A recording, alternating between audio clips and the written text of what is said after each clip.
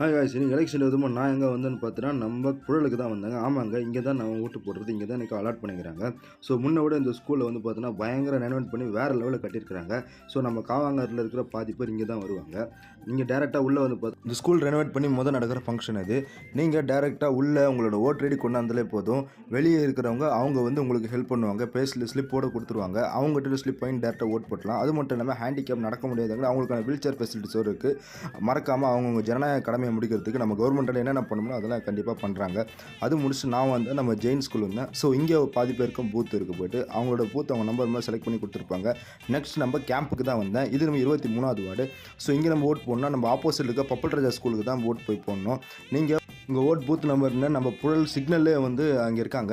இங்கே நீங்கள் வந்து உங்கள் ஓட் ஐடி கொண்டாந்தால் மட்டும் போதும். எங்கே போடணும்னு சொல்லுங்கள். மறக்காமல் எத்தனை ஓட் பண்ணி கமெண்ட் மறக்காமல் எத்தனை பேர் ஓட் போட்டேன்னு சொல்லுங்கள். பாய்.